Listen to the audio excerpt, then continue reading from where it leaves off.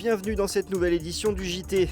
Au sommaire en ce mercredi 23 août, Papéa Park ouvre ses portes aux oubliés des vacances. 600 familles venues de toute la Sarthe ont pu découvrir le parc d'attractions. Les effets de la vague de chaleur continuent de se faire sentir en Sarthe et de nouvelles mesures s'appliquent concernant l'usage de l'eau. Et puis la récolte des pommes est lancée avec déjà quelques pépins, notamment pour le recrutement des saisonniers.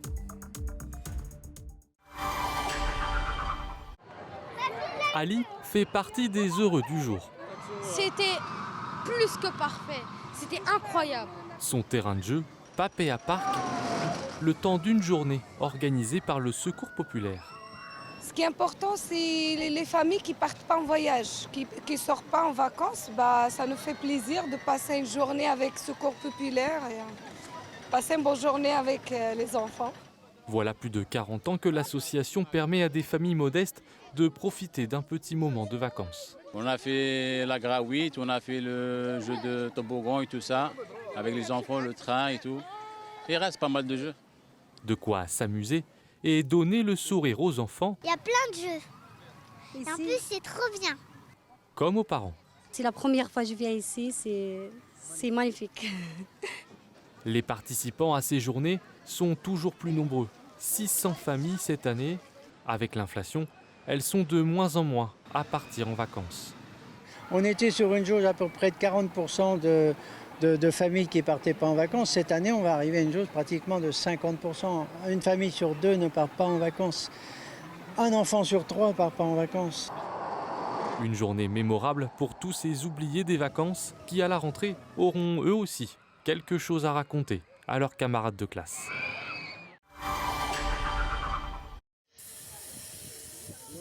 Un incendie s'est déclaré mardi soir sur ce balcon du 2e étage rue de la Prêche au Mans, près du Jardin des Plantes. Des flammes impressionnantes qui n'ont fait aucun blessé mais qui ont choqué les plus jeunes. Les habitants de l'immeuble ont été prévenus par les voisins puis évacués. Environ 20 pompiers sont intervenus et ont rapidement maîtrisé le feu. Les résidents ont pu regagner leur foyer peu après minuit.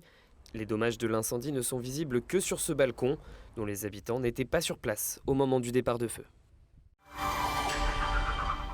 Attention si vous devez vous rendre au laboratoire d'analyse médicale du centre hospitalier du Mans. Il sera exceptionnellement fermé les 24 et 25 août.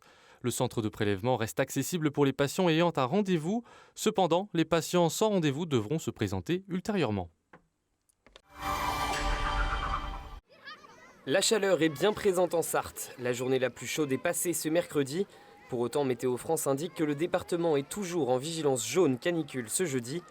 Et même en vigilance orange pour les orages, faites donc bien attention. Conséquence de ces fortes chaleurs, la qualité de l'air se dégrade. Ce mercredi, elle était moyenne dans le nord-ouest et dégradée sur le reste du département. Un pic de concentration d'ozone est attendu ce jeudi où l'air respiré sera dégradé sur l'ensemble de la Sarthe. Autre conséquence de ces chaleurs et de l'absence de pluie ces dernières semaines, des mesures de restriction d'eau ont été annoncées par la préfecture. 5 bassins sont en crise, ce sont ceux en rouge sur la carte.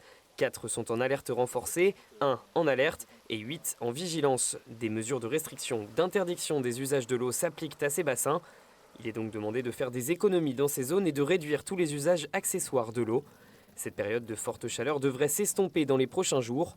Des températures plus douces sont attendues pour la fin de semaine.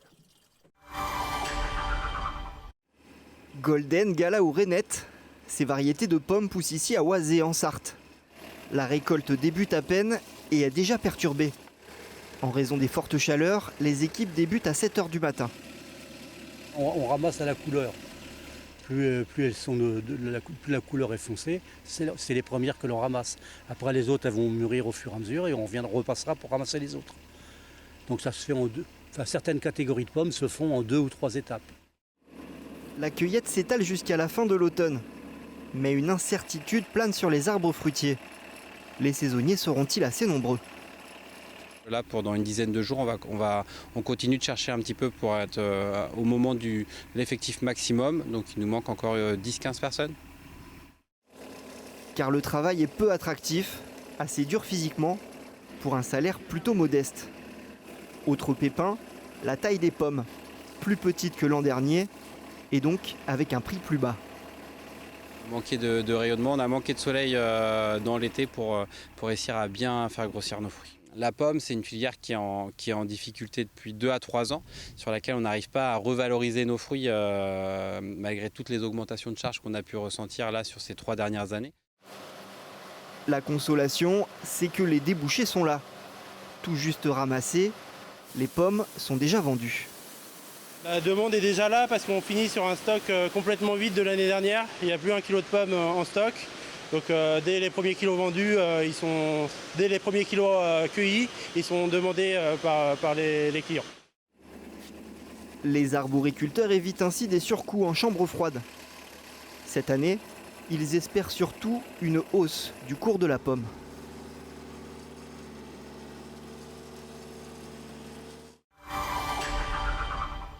J'ai couru 1000 fois. Et si vous jouiez à Gran Turismo sur grand écran, très grand écran même, c'est ce que propose le cinéma de Sablé-sur-Sarthe à l'occasion de la sortie du film inspiré du jeu vidéo. Un tournoi avec 36 places sur console PlayStation 4 est organisé le jeudi 31 août et le vendredi 1er septembre. La participation est gratuite et les inscriptions sont ouvertes à l'accueil du cinéma jusqu'au mardi 29 août. Alors à vos manettes, prêts, partez! C'est la fin de ce JT, merci à vous de l'avoir suivi. Rendez-vous ce jeudi à 18h30 pour une nouvelle tranche d'information.